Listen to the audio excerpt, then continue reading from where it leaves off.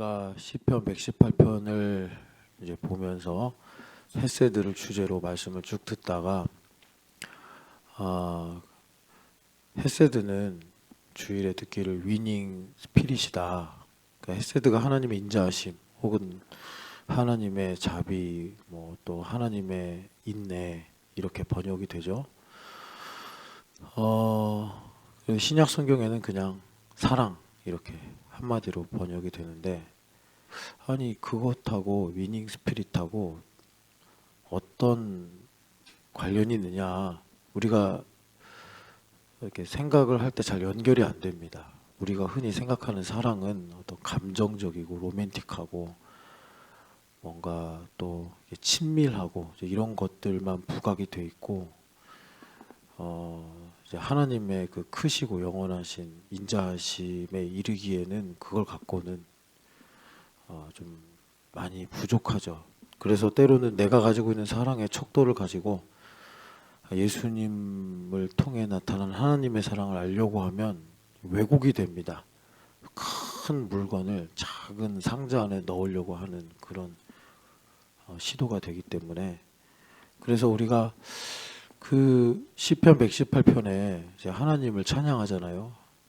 그 하나님을 찬양하는 그 내용이 사실 성경을 보니까 출애굽기 15장에 홍해를 건넌 뒤에 모세가 부른 그 모세의 노래라고 알려진 찬양이더라. 그런데 이 모세의 노래가 그러니까 신명기 32장에 보면 모세 선생님이 여호수아에게 이 노래를 백성들에게 가르치고 외워서 부르게 해야 된다. 이렇게 계속 강조하시면서 마침내 그 모세의 노래라고 붙여진 그런 말씀이 쭉 나오는데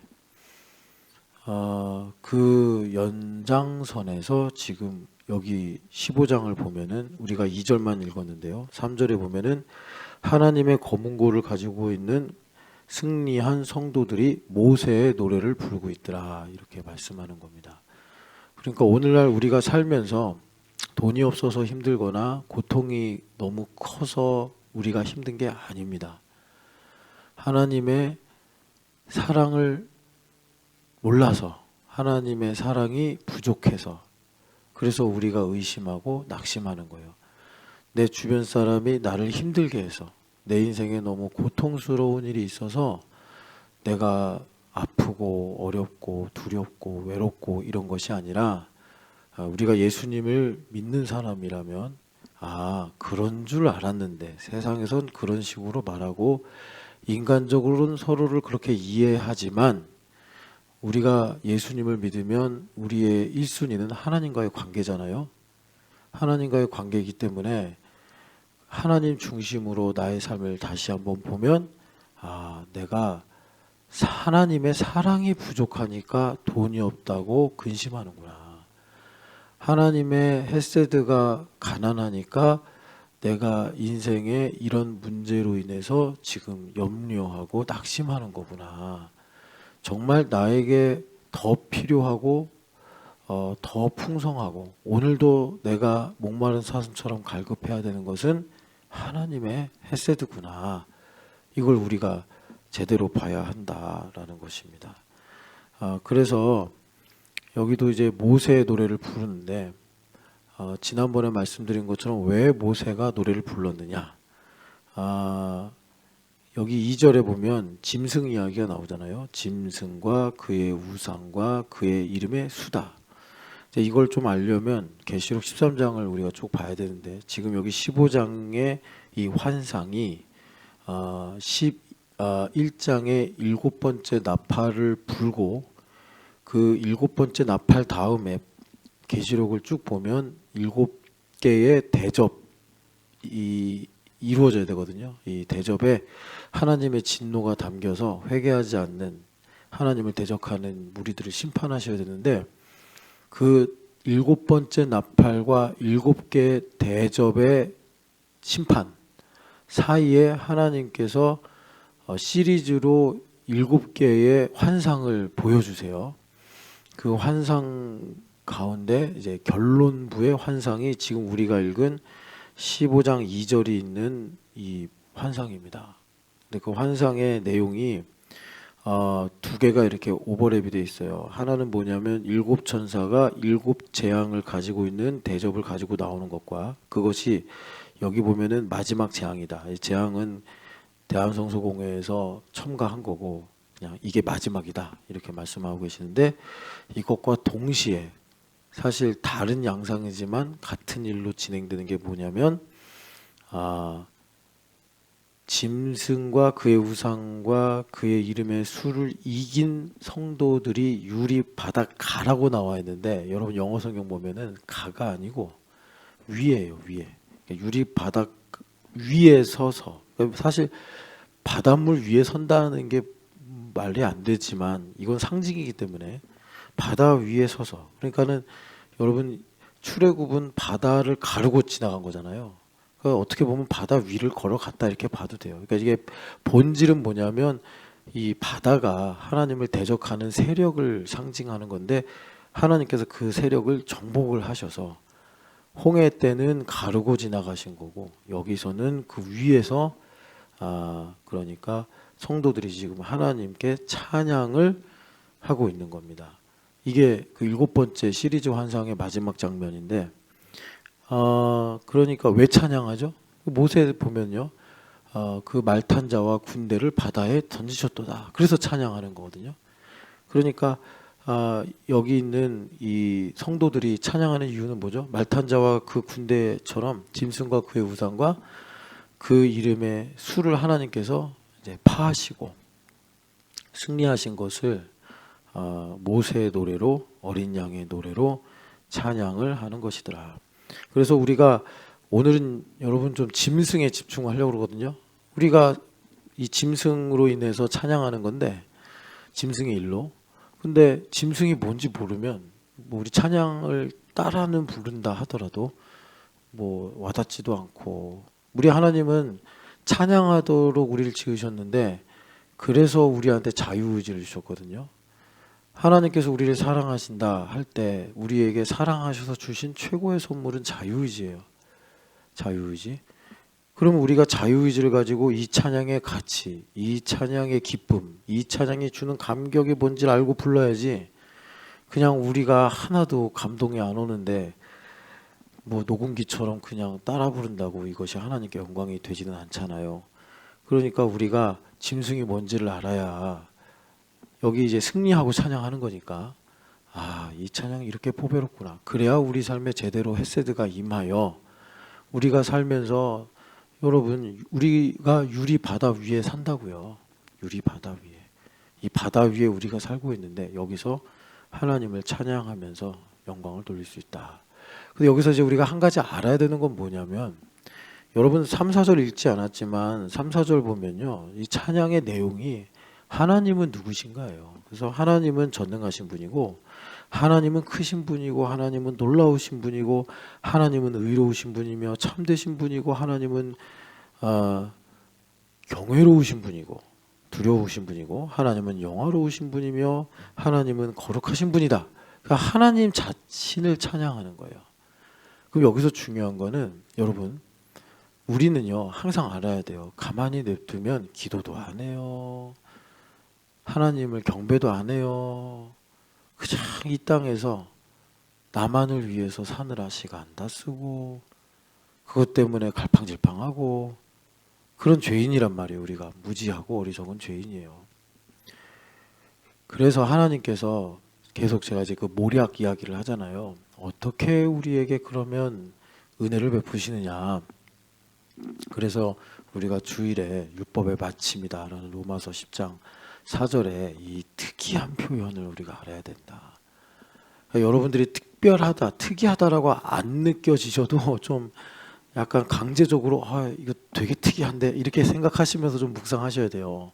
율법을 모르니까 율법의 마침이 뭔지 그냥 뭐 단어상의 이해로는 여러분들 우리가 이해할 수 있겠죠. 뭐 율법의 끝인가 보다. 근데 율법을 토라를 모르니까 이 토라의 끝이라는 게 뭘까? 이게 잘 모른단 말이에요. 근데 토라를 쓰신 분이 그 누구죠? 모세 선생님이잖아요. 그래서 예수님도 모세글과 시편과 선지자들의 글에 쓰여진 대로 내가 이렇게 죽었다가 부활해야 되지 않냐 이런 말씀 많이 하셨는데 이 모세 선생님이 토라를 썼는데 그 율법의 마침이 뭐냐? 그 모세 선생님이 시편으로 기록한 90편을 보면은 아, 아담이 죄를 짓고 그러니까는 모세도 엄마한테 들은 말씀이겠죠. 그 요괴벳은 또 뭐 아버지한테 들었던 말씀일 거고 올라가면 레위가 전해준 말씀일 거고 또 올라가면 레위의 아버지 야곱이 해준 말씀일 거고 야곱이 올라가면 이삭 위에 아브라함 뭐 쭉쭉쭉쭉 올라가서 결국 이제 아담 때부터 구전으로 내려온 말씀인데 아담이 죄를 짓고 선악과를 먹고 이제 타락했지 않습니까? 그래서 하나님께서 우리가 창세기 3장에서 읽을 때 저주다 이렇게 말하죠. 그래서 저주를 받는데 땅이 저주를 받고 사람과 사람이 이 관계 속에서 저주를 받아서 거기 보면은 여자는 너를 다스리려고 할 것이다 이런 말씀하죠. 그러니까 원래 이제 질서라는 게 있어가지고 서로 조화롭게 살도록 하셨는데 여자는 자기의 주장을 관철시키려고 그러고 남자는 자기의 니들을 채우려고 그러고 그러니까 좋아한다고 그러면서 맨날 아쉽고 안타깝고 싸우고 오해하고 이런 일들이 생기는 거예요. 여하튼 간에 이러한 저주들 끝에 마지막 저주가 뭐냐면 너는 흙이니 흙으로 돌아가라 이 말씀이에요. 근데 모세 선생님이 광야에서 하나님은 대대 우리의 거처가 되셨나이다 이것을 깨닫고 보니 아 그게 축복이네. 여러분 지금 흔히 그냥 뭐 돼봐야 알겠지만 제가 78년생인데 기대 수명이 100살이래요. 아 100살까지 어떻게 살아? 그런 생각이에요. 100살까지 어떻게 살아? 지금 47년 사는 것도 꽤 고단한데 100살까지 아직 절반 이상 남았어요. 1000년 살 땐 어땠을까? 좋았을까요? 죽는 게 복이에요. 예, 죽는 게 하나님께서 이 땅에서 죽게 하신 게 복이라고. 물론 이제 헤어지면 가슴도 아프고 보고 싶고 그런 것도 있지만 우리가 영혼을 기준으로 보면은 끝이 있는 게 복이에요. 끝이 있는 게 복이에요. 모세 선생님이 그걸 깨달은 거예요. 너는 흙이니 흙으로 돌아가라 하신 말씀이 우리가 죽음의 권세 아래 있게 되는 저주로운 말씀이기도 하지만 그런데 그리스도 예수 안에서는 이것이 구원의 완성이구나. 그러니까 바울사도도 죽기 전에 내가 선한 싸움을 다 싸우고 달려갈 길을 마치고 믿음을 지켰다 이렇게 고백한 거 아니겠어요? 그래서 무슨 말이냐면 여러분 계속 말씀드리잖아요. 모세 선생님과 같은 종류의 고통이 있고 욥과 같은 종류의 고통이 있다. 뭐 누가 더 힘들까? 어떤 게 더 아플까? 이거는 유치한 질문이고 그 성격에 따라서 하나님께서 계시를 그러니까 말씀을 복을 좀 다르게 주신다. 그런데 이 모세 선생님의 고통도 참 힘들고 어려운 일이었단 말이에요. 그런데 그 고통이 모세 선생님의 표현으로는 천년의 밤처럼 아득하다. 1년이 365일 밤이니까 1000년이면 거기다 공 3개 더 붙이면 되는 거죠. 정말 아득하고 캄캄한 밤이라는 거예요. 저 우주 끝 어딘가 뭐 암흑 물길처럼 있는 그런 밤, 그런 고통. 그런데 그 1000년에 영원할 것 같은 고통이 대대 거처가 되신 하나님 앞에 서보니 아무것도 아니네. 자, 여기 앞에 마침 신집사님, 윤집사님, 허집사님 계시니까 얘기하면 둘이 부부싸움 했어요. 그래서 허집사님이 우라통이 터져가지고 해서 막 지금 막 머리가 폭발하려고 그러고 막 눈알이 튀어나오려고 그러고 막 그러고 있어요. 그런데 다 기도하러 나와서 대대 거처가 되신 하나님 앞에 자기가 딱 서보니 자긴 티끌이야. 여러분 티끌은요 흙이나 모래라고도 할 수 없는 작은 입자예요. 입자, 고운 입자. 아니 그 입자에 뭐 무슨 무늬가 있겠어요? 질량이 있겠어요? 그 입자에 무슨 뭐 주름이 있겠어요? 입자라니까 나는 하나님 앞에.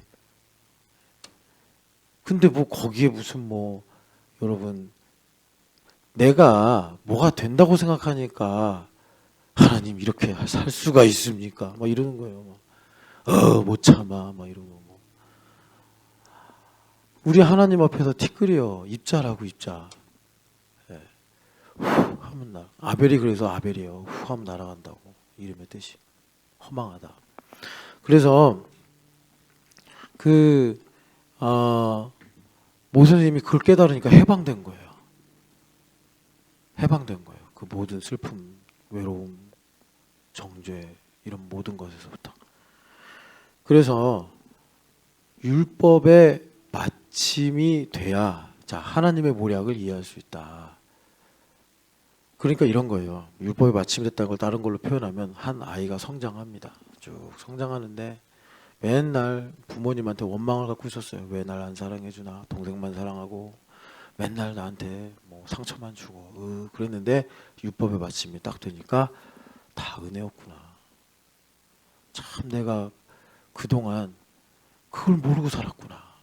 주신 것도 부모님의 은혜, 안 주신 것도 부모님의 은혜구나. 야, 내가 참 맨날 부모님한테 화내고 신경질 내고 엄마 때문에 내가 얼마나 힘들었는지 알아. 이런 불효스러운 말만 하고. 그게 율법의 마침이요. 그러고 나면 이제 바울 사도처럼 나의 나 된 것은 하나님의 은혜라 내가 모든 사도들보다 더 수고하였으나 이것 또한 하나님께서 함께 하신 것이다. 이렇게 고백이 된단 말이죠. 여러분 그렇게 율법의 마침이 나의 그리스도이심을 고백하는 은혜가 있기를 축복합니다. 이 율법의 마침이 돼야 하나님의 모략이 이해가 된다. 삶에 적용이 된다. 하나님의 모략이란 건 뭐냐? 인간이 죄 가운데 살면서 자기밖에 몰라요. 자기밖에 모른다니까. 이것 좀 인정을 해요. 자기밖에 모른다는 걸 인정하면 타인이 다르게 보여요. 어떻게 보이냐? 고맙게 보여요. 어떻게 고맙게 보이느냐? 그동안 나를 참아줬구나. 맨날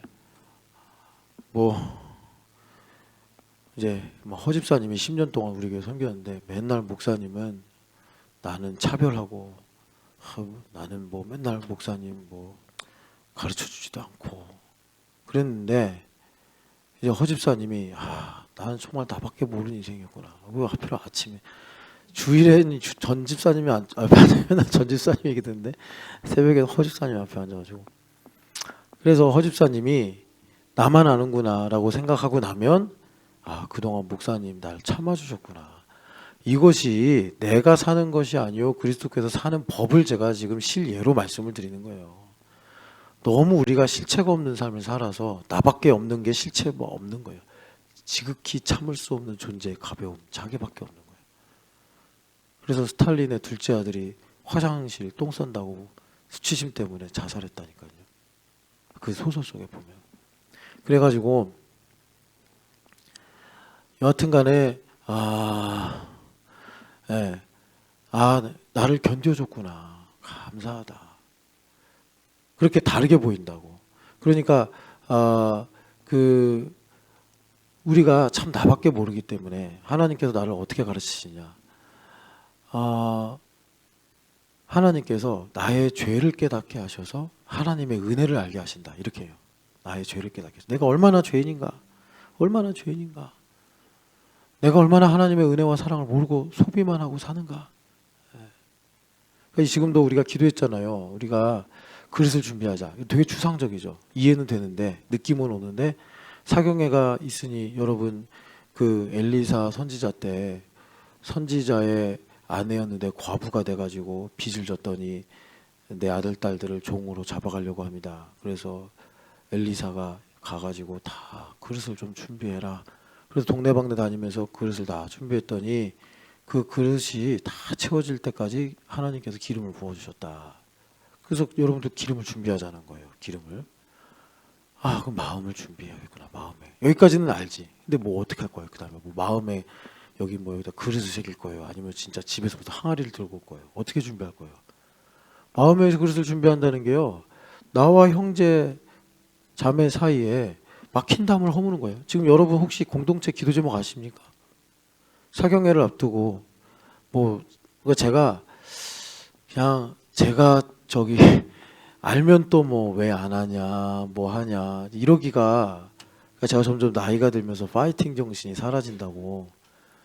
옛날에는 안 하면 왜 안 하냐 이러면서 전화도 하고 그랬는데 이제는 그런 악역을 하기가 싫은 거예요. 그러니까 여러분들한테 말하잖아요. 저는 원래 목회할 성격이 아니라고. 그냥 저는 저만 관심 있고 남이 삶에 신경 쓰고 싶지 않은 그런 좀 시니컬한 사람이라서. 옛날에 누가 그랬어요. 뭐 제가 부목사 때 목사님 되게 그때 말 걸기 힘든 사람이었는데 뭐 이런 얘기 하더라고. 좋은 거 아니죠. 좋은 거 아닌데 뭐 어떡하겠어요. 제 성격이 그런데 내향적인 사람이고. 그래서 하고 싶지 않아요. 제가. 공동체 기도 제목 아세요? 더 나아가서 솔직히 제가 기도하면서 그냥 저 혼자 회개하고 있는데 이 사람들 기대 안 하고 있다 지금. 사경회 때 하나님께서 말씀으로 은혜 주실 거 기대하시나요? 그런데 제가 이제 약간 과하게 표현할게요. 그런데 기도를 이따위로 해요. 사경회 앞두고. 정말 저 목사님 기대하고 있습니다. 이번 사경회 때 하나님께서 하나님 나라의 상속자 된다는 게 뭔지를 깨닫게 하시기를 뭐 근데 기도를 이렇게 해요. 참 안타깝죠. 뭐 본인도 기대 심리가 없는데 남에 대한 마음이 있겠어요. 그 사람이 무슨 기도 제목이 있는지 최소 이제 자기들 공동체에서 기도 제목 알겠어요? 모르겠지 뭐. 알긴 뭘 알아. 기도 제목을 나누려면 적어도 한 시간 같이 기도하고 그리고 성령 하나님의 감동 가운데서 정말 로마서 2장의 말씀대로 8장의 말씀대로 성령 하나님께서 말할 수 없는 탄식을 위하여 말할 수 없는 탄식으로 우리를 위하여 친히 간구하시니라. 그게 내 마음에 응하여져서 뭐 지금 나 이사 가야 되는데요. 대출 받아야 되고요. 뭐 나 이직해야 되는데 새로운 직장이 필요하고 그런 거 말고 정말 말씀이 영과 혼과 관절구슬 찔러 쪼개야 되는 거. 사실 제가 정죄를 이렇게 받고 있습니다. 제가 이렇게 기도를 해보니까 하나님께서 나를 가까이 하고 싶어 하시는데 내 안에 이런 수치의 문제가 해결이 안 되고 있습니다. 뭐 이런 거요. 정말 근원적인 거. 그래서 이직이 잘 되든 안 되든 하나님께 감사하고 찬양할 수 있는 그런 기도 제목들. 제가 예전에는 예배에 은혜화가 있었고 감격이 있었는데 요즘에는 예배 시간에 계속 잠만 오고 찬양도 잘 안 나오고 제가 예전에는 그래도 좀 기도 게을리해도 기도 이렇게 하면 안 되는데 이런 각성이 있었는데 요즘엔 하나님 바빠요. 알죠. 해가지고 기도를 안 해도 내 마음에 도대체 거룩한 부담감이 없습니다. 뭐 이런 거. 근데 되겠나요? 맨날 그냥 뭐 나만 잘 되게 해주세요. 이런 기도 제목이지. 이렇게 이제 하다 보면 저도 시니컬해지고 듣는 여러분들 과연 기분이 좋을까요? 안 좋죠. 옛날에는 이거 갖고 다 투쟁하듯이 제가 얘기했는데 제가 저 편하게 살고자 하려고 하는 게 아니라 제 마음의 평화를 좀 지키고 싶어요. 그래서 그냥 얘기 안 해요. 얘기 안 하고. 여하튼 그렇습니다. 그래서 율법의 마침이 돼야 하나님께서 여기 지금 하나님 전능하시고 놀라우시고 의로우시고 이게 어떻게 알게 된 거죠? 파라오가 보냈잖아요. 보냈는데 하나님께서 마음을 완악하게 다시 만드셔가지고 자기의 최고 정예 부대를 끌고 와서 이스라엘 백성들을 따라갔는데 마침 외통수에 있는 거예요. 바히히롯이라는 데 진을 치게 하셨잖아요. 거기 보면 자세하게 설명이 나오는데 어떤 장소냐. 앞에는 바다요. 뒤는 딱 마치 배수진처럼 애굽이 포위하기가 딱 좋은 그런 곳인 거예요. 신립 장군이 다 빠져 죽었잖아요. 최정예 육군 부대를 데리고 가가지고. 그래서 그냥 한양이 뚫리고 말았는데 임진왜란때 그런 곳이에요. 배수진. 배수진 그렇게 치면 안 되는데. 여하튼 그래가지고 이스라엘 백성들이 어떻게 합니까? 여러분 한번 가보시겠어요? 지금 짐승에 대해서 우리가 좀 파봐야 되는데 출애굽기 14장 보세요. 그렇게 했더니 어떤 일이 생겼냐면 자 10절 읽어보겠습니다. 바로가 가까이 올 때 이스라엘 자손이 눈을 들어본즉 애굽 사람들이 자기들 뒤에 이른지라 이스라엘 자손이 심히 두려워하여 여호와께 부르짖고 그들이 또 모세에게 이르되 애굽에 매장지가 없어서 당신이 우리를 이끌어내어 이 광야에서 죽게 하겠느냐 어찌하여 당신이 우리를 애굽에서 이끌어내어 우리에게 이같이 하느냐 이런 거예요. 우리 김찬양 집사님이 이번에 준비위원장이에요. 솔직히 그냥 본인 이번에 이 문제 넘어가라고 제가 얘기를 할게요. 하나님께서 이스라엘 백성들을 거룩하게 하셔야 되는데 하나님의 관심사는 거룩밖에 없어요. 그런데 우리가요, 배부르고 등 따시면 그냥 거룩한 줄 알아요. 자기가 신앙 좋은 줄 알고 인생이 희망적이라고 생각하기 쉽다고요. 그래서 하나님께서 아까 말씀드린 대로 바하히롯이라는 장소에 딱 우리를 인도해요. 거긴 외통수라니까요. 도망갈 수가 없어요. 그러니까 지금 파라오의 군대를 보자마자 이스라엘 사람들이 심히 두려워하는 마음이 올라오기 시작한 거예요. 여러분, 제가 자주 말씀드리죠. 군대 때문에 두려움이 생긴 게 아니라 하나님 중심으로 보면 군대라는 환경 때문에 내 안에 내재됐던 두려움이 올라오는 거다. 이게 하나님 중심이다. 이것이 십자가를 믿는 사람이다.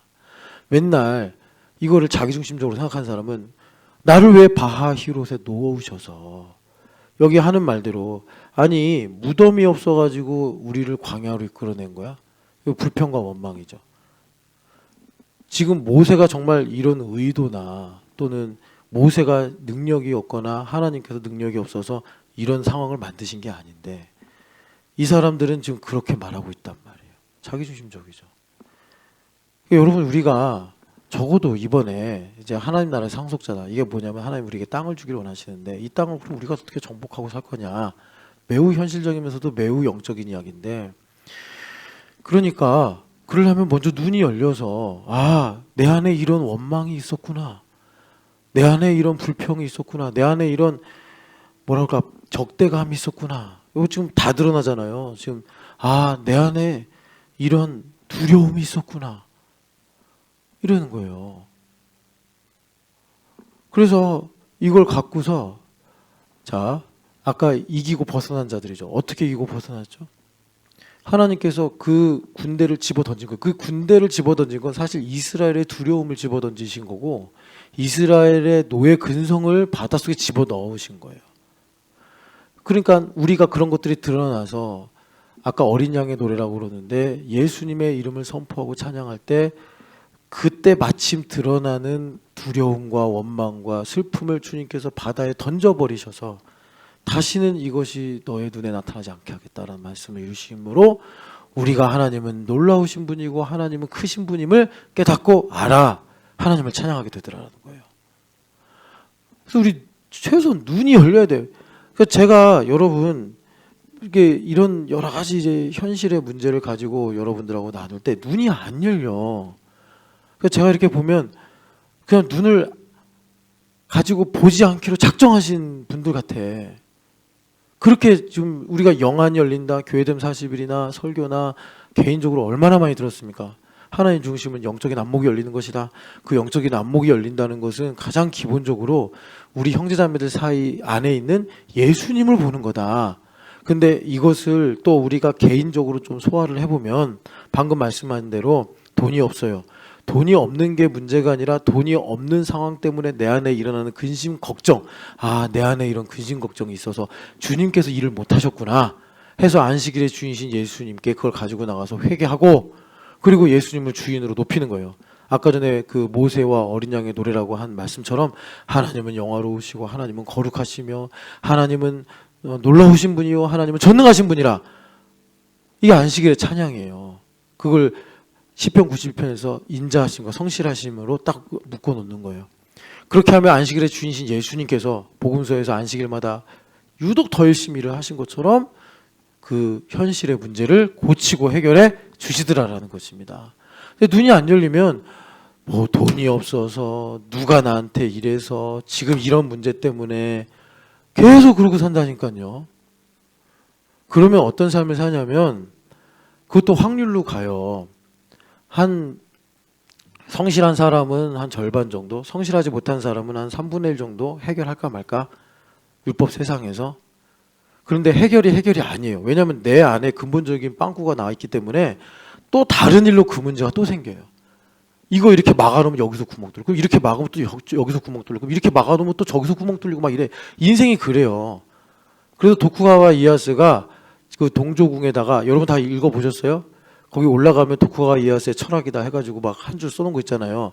인생이란 무거운 짐을 지고 먼 길을 걸어가는 것 같으니 not to rush. 서두르지 마라. 다빵꾼하는데 다빵꾼하더라는 거, 다빵꾼하는 거 인생.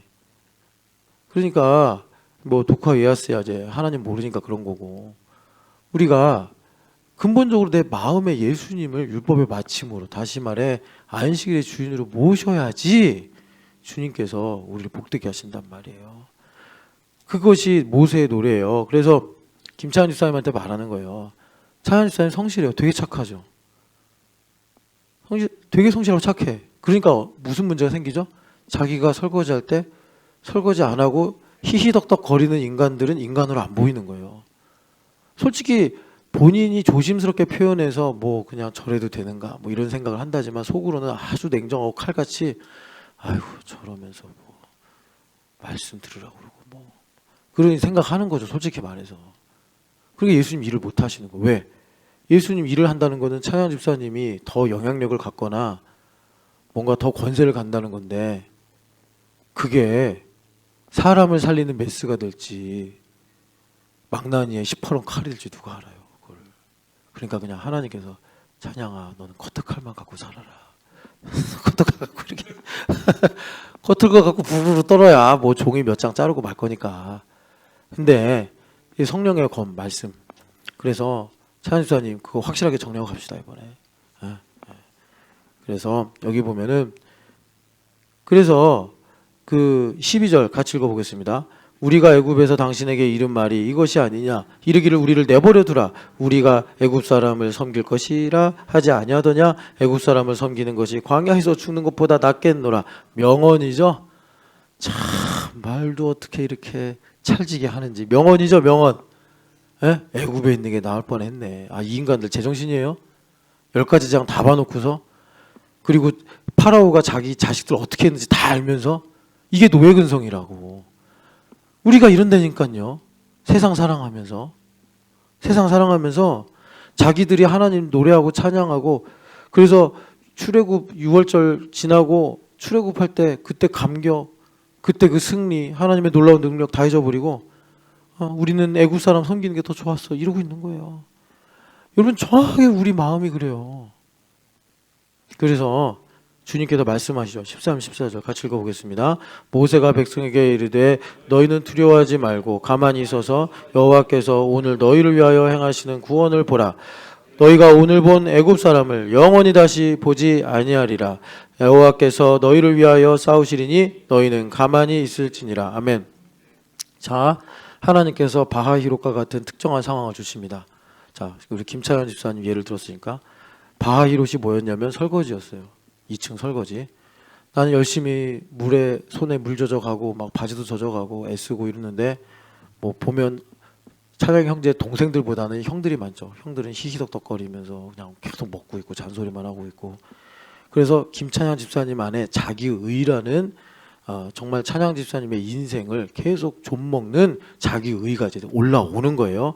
그럴 때 하나님 그러시는 거예요. 자, 김찬양 집사님이 약간 아마추어다. 그러면 그거 갖고서 아이고 저 형들 뭐 참 본이 안 된다 이렇게 생각하고 약간 좀 프로 수준이다. 그러면 어쨌든 그걸 감추고 어쨌든 그런 마음에 휘둘리지 않으려고 막 애를 써요.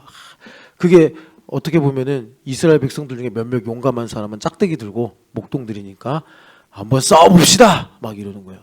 그럼 어떻게 되겠어요? 전차에 깔려 죽죠 뭘. 전차랑 어떻게 짝대기 잡은 목동하고 싸웁니까? 그렇게 되면 끝이 어떤지 알아요? 김찬현 사님 이제 밥 안 먹어요 교회에서. 그 소가리가 너무 힘들어서, 그 꼴 보기 싫은 인간들 보면서 시험 드는 게 너무 힘들어서 그냥 교회 식사 무용론을 주장하기 시작해요. 교회에서 밥을 먹는 건 악한 일이다 막 이렇게 생각하기 시작하고, 그 다음에 찬양아 우리 오늘 뭐 저기 감자탕 했으니까 먹으러 가자. 아닙니다. 저는 뭐 진작에 먹었습니다. 그러면서 그냥 쓱 가고 집에. 그런 일이 생긴다고요. 그런데 하나님께서 뭐라고 그러시는 거예요? 구원을 보라. 지금 너 안에 이 말탄 자와 군대와 같은 15장에 보면은 여호와를 찬송하리니 그는 말과 그 탄자를 바다에 던지셨도다. 그러니까 말과 그 탄자가 누구예요? 뭐예요? 김찬희 집사님 안에 자기의예요. 너무나 훌륭한 장로님 아버님 밑에서 오랫동안 성실하게 신앙생활을 해오다 보니까 그게 이게 트랜지션이 안 돼가지고 하나님의 의로 트랜지션이 안 돼서 그래가지고 그게 지금 이 걸림돌이 되는 거라. 김찬희 집사님이 새로운 차원으로 도약하고 나가야 되는데 자기의 성실함이 대학 때 UBF에서 열심히 전도하고 다른 애들은 막 놀러 다니고 뭐 그냥 세상 즐기고 그랬을 때 그냥 전도하고 공부하고 교회 섬기고 그랬던 게 자기 안에 의로움으로 남아가지고 지금 이게 삼켜지지가 않는 거예요. 해결이 안 되는 거예요. 근데 하나님 뭐라 그러세요? 내가 너를 위해 싸우리니 그 말과 탄자를 바다에 던지겠으니 뭐 하라는 거예요? 이제 하나님 됨을 알지어다. 하나님임을 알지어다. 그래서 모세의 노래 그거 보니까 주 하나님은 전능하신 분이요. 하나님은 크고 놀라우신 분이요. 하나님은 영화로우신 분이요. 하나님은 거룩하신 분입니다. 이렇게 우리가 찬양을 하는 거예요. 자, 그러면 다시 계시록으로 가서 보면 여기서 찬양하는 이유가 뭐냐? 짐승 때문에 찬양하는 거예요. 이 짐승이 뭔지를 알아야 되는데 자, 여기 짐승을 좀 보면요. 이 12장에 보면 12장 17절을 한번 읽어보겠습니다. 12장 17절 같이 읽어보겠습니다.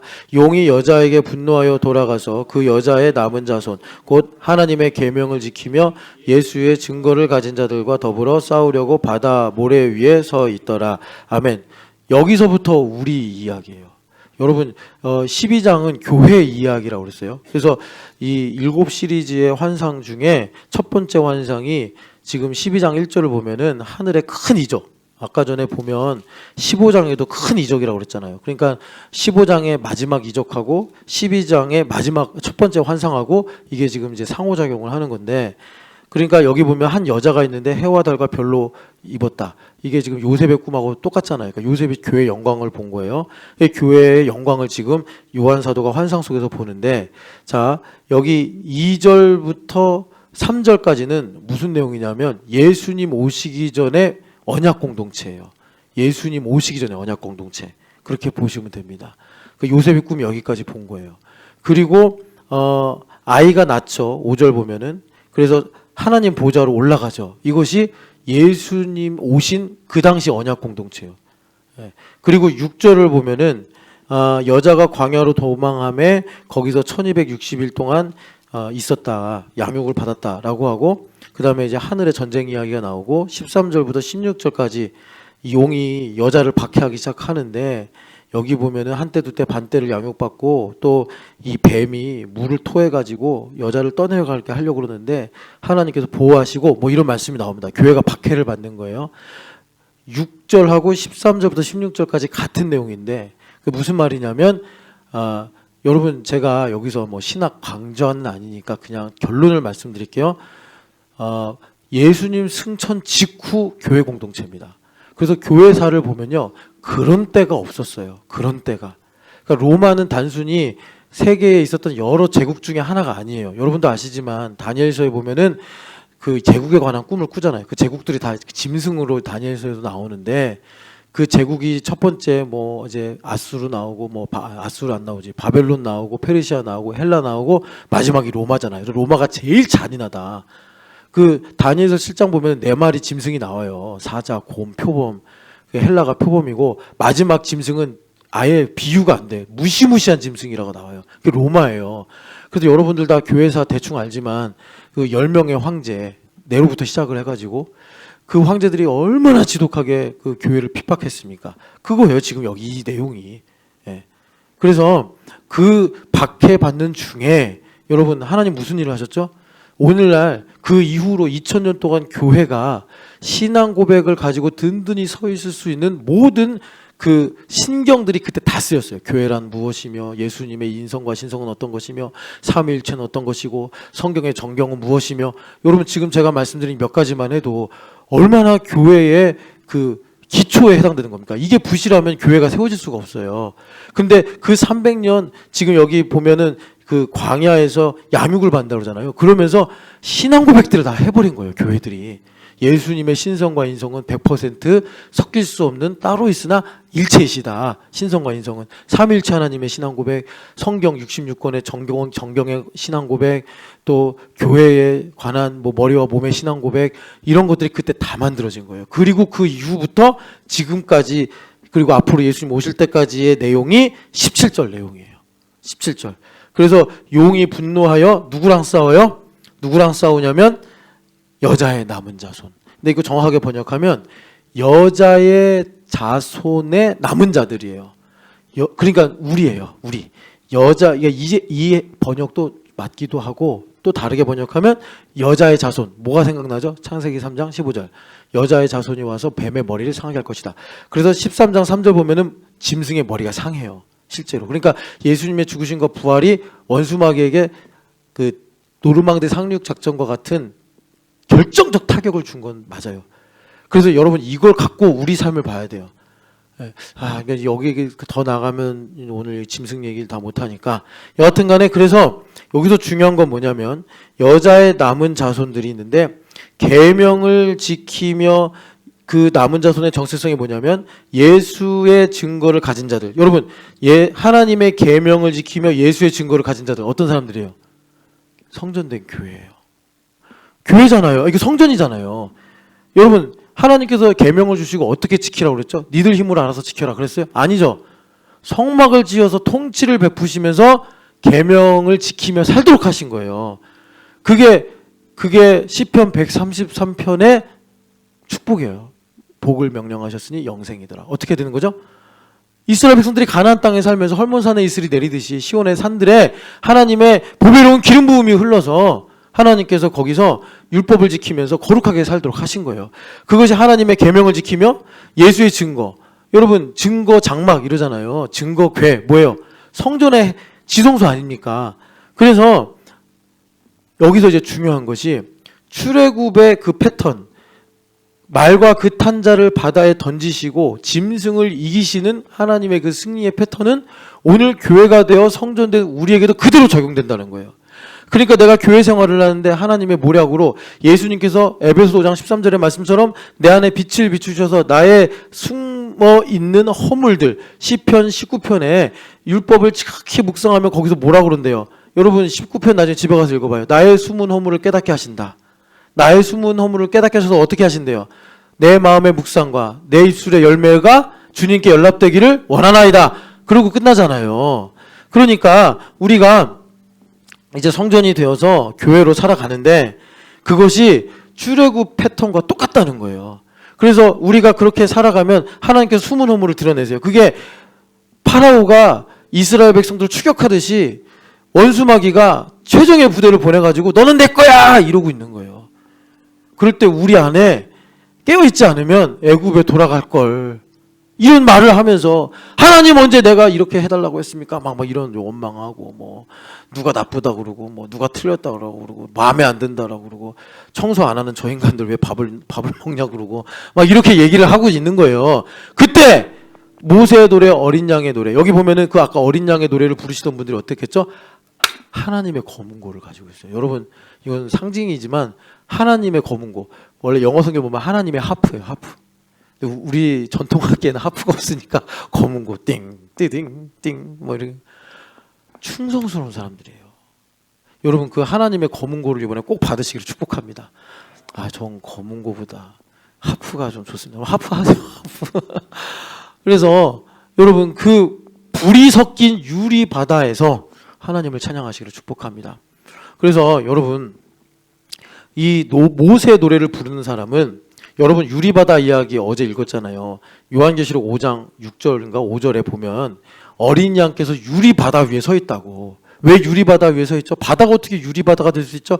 바다는 항상 파도가 치는데. 그래서 이스라엘 백성들은 항상 파도를 치면 뭘 봤다고요? 우리나라도 막 바다에 파도가 크게 일어나면 용왕님이 노하셨네 그러잖아요. 성경에 보면은 그 바다 괴물 리워야단이 사는데 얘가 지금 막 난리를 치니까 파도가 막 일어나는 거예요. 그런데 하나님께서 이사야서 27장 1절 보면 뭐라 그래요? 그 리워야단을 하나님 죽여버렸대잖아요. 죽여버려서 바닷물이 열린 거라고, 그거 홍해 갈 때 영적으로 보면. 리워야단이 딱 막고 있는데 하나님께서 리워단을 죽이신 거란 말이에요. 그래서 바닷길이 딱 열린 거라고.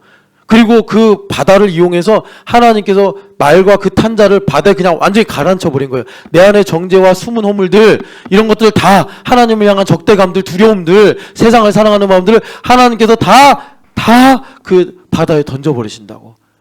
그 일을 가지고 우리는 하나님은 놀라우시며 크신 하나님이시며 전능하신 하나님이시며 거룩하신 하나님이다. 그 불이 섞은 유리 바다 위에서 하나님을 찬양하더라. 이렇게 주님께서 우리에게 말씀하시는 것입니다.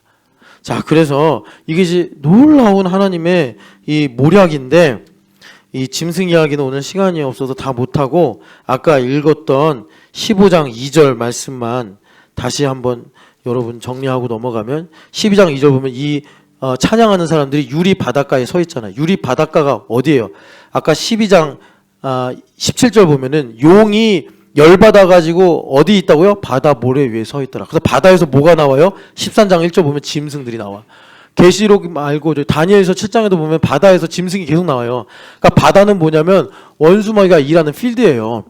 그런데 거기가 유리바다가 됐다고. 이사야서 27장 1절 보세요. 이거 우리 선포하듯이 읽어보겠습니다. 이사야서 27장 1절 말씀. 이 말씀이 그러니까 말과 그 탄자를 바다에 던지셨다. 이 말씀하고 똑같은 말씀이에요.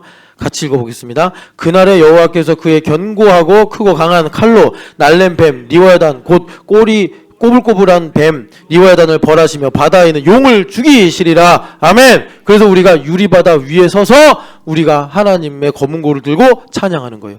이 용이 뭐냐? 12장 3절 같이 읽어보겠습니다.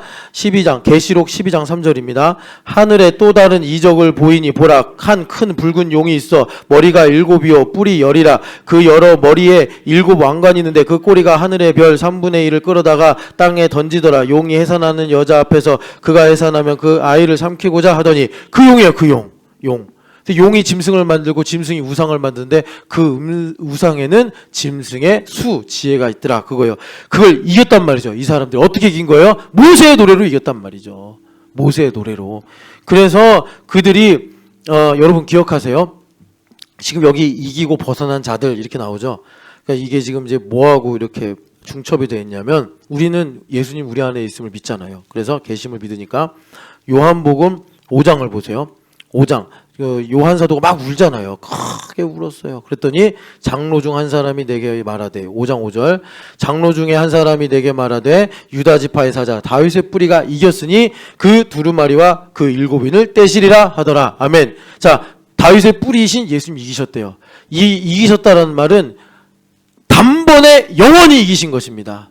그래서 우리가 여기 모세의 노래 곧 어린 양의 노래를 부르는데, 우리가 어린 양의 노래를 부른다는 건 뭐냐면 그 예수님의 승리가 나의 승리라는 거예요. 예. 그래서 내가 있는 삶이 바다 한가운데인데 그 바다가 불이 섞인 유리바다예요. 리워야단을 하나님께서 죽이신다고. 그래서 리워야단을 죽이는 게 뭐냐면 모세의 노래에 나오는 것처럼 말과 그 탄자를 바다에 던지시는 거란 말이에요. 나를 추격해오는, 지금도 나에게 손을 뻗쳐서 나를 사로잡으려고 하는 그 모든 두려움과 숨은 허물로부터 하나님께서 나를 승리하게 하시는 거예요. 어떻게? 예수님께서 이기셨기 때문에 내가 이기는 거예요. 누가 이긴다고 나오죠? 교회에게 하시는 주님의 음성을 듣는 귀 있는 자들이 이기는 거라고요. 그래서 이기는 자들에게 하나님께서 모든 똑같이 하시는 게 뭐예요? 상속하게 하신다잖아요. 상속하게 하신다잖아요. 하나님께서 흰 옷을 주신다 그러고 흰 돌을 주신다 그러고 멸관을 주신다 그러고 우리 주님 그러시잖아요. 여러분 그렇게 승리하는 자가 되시기를 축복합니다. 승리의 암호는 뭐죠? 암호? 승리의 약속은 뭐죠? 그것은 모세의 노래다. 모세의 노래가 뭐라고요? 이미 애굽에서 나왔는데 이 피의 보복자가 파라오가 추격해 온다고. 숨은 허물이 드러난단 말이에요. 그럴 때 애굽으로 돌아갈 걸 이러지 마시고 말과 그 탄자를 바다에 던지셨도다. 어린 양이 이기셨도다. 하나님의 검은 고를 가지고 우리가 하나님을 찬양할 때 하나님께서 이 땅에 하나님의 나라가 임하게 하실 줄 믿습니다. 사랑하는 하나님 아버지 그 승리를 우리가 바라보고 하나님 기대하고, 그리하여 하나님 주님께서 여호수아에게 하신 말씀처럼 너가 어디로 가든지 너와 함께 하리니 너에게 너가 밟는 땅을 내가 주리라. 하나님 약속의 말씀이 지금도 여전히 유효한 줄을 믿습니다. 이것이 하나님 우리 청년들과 대학생들에게도 흘러가서 그들이 미래에 주님을 위해 살리라 하나님 다짐하고 또 기도하고 선포하여 하나님 삶의 땅을 얻는 그런 복된 부흥의 역사가 일어나게 하여 주시옵소서. 살아계신 예수님의 이름으로 기도합니다.